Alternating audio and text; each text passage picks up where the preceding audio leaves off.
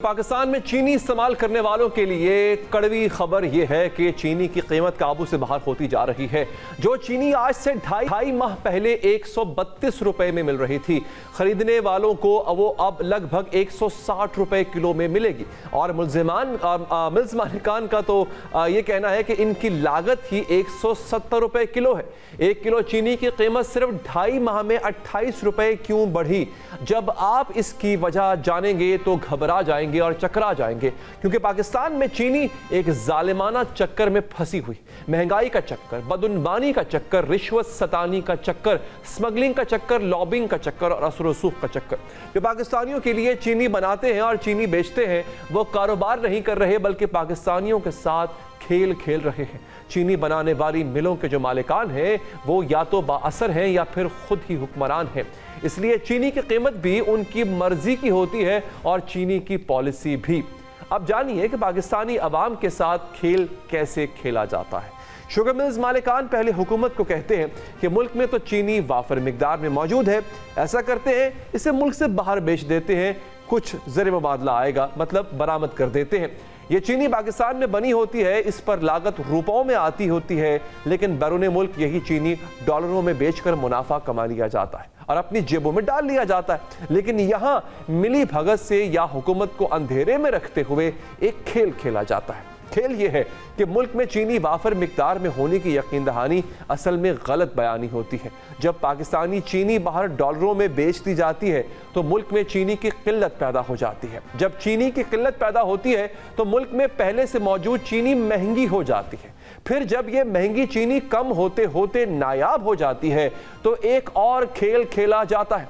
फिर बाहर से चीनी दरामद की जाती है और उसकी अदायगी भी डॉलर्स में की जाती है। आपने देखा चीनी के चक्कर में कितने चक्कर हैं। ये जो चीनी अब 160 रुपए किलो हुई है, बस जरा सा माजी में जाएं तो आपको मालूम होगा कि गुज़िश्ता साल जून से अक्टूबर 7.5 लाख टन चीनी बरामद करने की इजाजत दी गई, यानी एक्सपोर्ट करने की इजाजत दी गई, और फिर अक्टूबर में मजीद 5 लाख टन चीनी बरामद करने की इजाजत मिली। ये खबर DonNews.tv की है। इसके मुताबिक अगर गुज़िश्ता साल के पहले 7 माह में अफगानिस्तान को 59 लाख डॉलर्स की चीनी बेची गई थी, तो रवां माली साल के पहले 7 माह में 26 करोड़ डॉलर्स की चीनी बेची गई। आज़म की यह गुफ्तगू 2 दिसंबर की है और आज 16 फरवरी को चीनी की कीमत 28 रुपए बढ़ चुकी है। यही कुछ 2023 में भी किया गया। चीनी की पैदावार और ज्यादा बताई गई थी, खपत कम बताई गई थी और 2.5 लाख मैट्रिक टन चीनी बैरून मुल्क भेजने की इजाजत ले ली गई। हुकूमत को बताया गया कि चीनी बरामद भी कर दी गई है तो मुल्क में चीनी की मिकदार जरूरत से ज्यादा मौजूद रहेगी। लेकिन क्रशिंग सीजन में भी अभी 2 माह रहते थे जब इक्तिसादी राब्ता कमेटी को बताया गया कि मुल्क में तो चीनी का बहरान पैदा हो गया, अब तो चीनी दोबारा बाहर से मंगवाना पड़ेगी। इस मौके पर हुकूमत में ही शामिल वुज़रा एक दूसरे को इल्जाम देते रहे थे। 2020 में जब चीनी बहरान आया था तो उसकी तहकीकात भी की गई थी और तहकीकात की रिपोर्ट भी जारी की गई थी। इस रिपोर्ट में भी बताया गया था कि शुगर मिल्स मालिकान और हुकूमत का गठजोड़ होता है, क्योंकि शुगर मिल्स मालिकान में या तो सियासतदान खुद शामिल हैं या उनके हिस्सेदारी है। हुक्मरान और सियासतदान किसी तरह चीनी के सनतकारों को फायदा पहुंचाने वाली पॉलिसीज बनाते हैं। इस पर रोजाना डॉन की रिपोर्ट आंखें खोल देती है। इस रिपोर्ट के मुताबिक मुल्क में हुक्मरान पंजाब का शरीफ खानदान भी कई शुगर मिल्स का मालिक है। शहबाज शरीफ जब वजीर आला पंजाब थे तो उन्होंने अपने खानदानी कारोबार को फायदा पहुंचाने के लिए नई मिल्स लगाने और पहले से मौजूद मिल्स को मुंतकिल करने पर आयद पाबंदी खत्म की थी। रोज़नामा डॉन की रिपोर्ट के मुताबिक चीनी की मार्केट में 50% से ज्यादा हिस्सा सियासतदानों का है। मुल्क में चीनी की 89 मिल्स हैं, इनमें से 40 मिल्स के मालिक सियासतदान हैं या शरीक मालिक हैं। चीनी की मजमूई मार्केट में सबसे ज्यादा हिस्सा जहांगीर तरीन का है। पीपल्स पार्टी शरीक चेयरमैन आसिफ जरदारी सिंध में 9 मिल्स में हिस्सेस रखते हैं। साबिक स्पीकर कौमी असम्बली फहमीदा मिर्जा के शौहर जुल्फिकार मिर्जा भी सिंध में चीनी के कारोबार के बड़े स्टेक होल्डर हैं। खुसरो बख्तियार तहरीक इंसाफ दौर में वजीर बराए तहफ़्फ़ुज़ खुराक रहे। इनके भाई हाशिम जमा बख्त पंजाब के वजीर खजाना रहे, ये भी चीनी की सनत से वाबस्ता है। हुमायूं अख्तर और हारून अख्तर भी चीनी के कारोबार से वाबस्ता है। शुगर मिल्स के मालिकान या शरीक मलकियत रखने वाले दीगर सियासतदानों में गुजरात के चौधरी ज़का अशरफ, सरदार नसरुल्लाह दरेशक, मखदूम अहमद महमूद और मियाँ मोहम्मद अजहर शामिल हैं।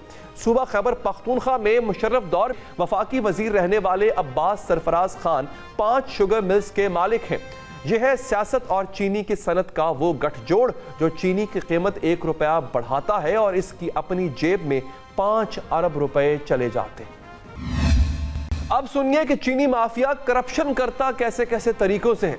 चीनी बहरान पर जो तहकीकाती रिपोर्ट तैयार की गई थी, इसके मुताबिक 9 तरीकों से करप्शन की जाती है। 2 खाते रखे जाते हैं, सट्टेबाजी से कीमत बढ़ाई जाती है, चीनी बनाने की लागत कागजों में ज्यादा दिखाई जाती है, काश्तकारों को कम पैसे देकर कागजों में ज्यादा दिखाए जाते हैं। चीनी का महंगा होना तो एक मसला है, इससे बड़ा मसला यह है कि ऐसा बहरान तकरीबन हर साल आता है। ये बहरान पैदा करने वालों का तरीका वारदात भी कई साल से तब्दील नहीं हुआ। इसके बावजूद हुकूमत हर साल ये बहरान पैदा होने देती है और पैदा होने के बाद सर पकड़कर बैठ जाती। अब क्या कहा जाए, क्या ये हुकूमत की नीयत फतूर है? हर हुकूमत नाअहल है? क्या हुकूमत को अब तक मालूम नहीं पड़ पाया कि चीनी माफिया का तरीका वारदात है क्या, या फिर हुकूमत भी इससे कहीं ना कहीं फ़ायदा उठाती है? अगर हुकूमत ना कहा जाए तो हुकूमत में बैठे लोगों के भी इसमें कोई ना कोई स्टेक्स होते हैं कि जिसकी वजह से इस सब धोखे से, इस माफिया से सरफ नज़र कर लिया जाता है।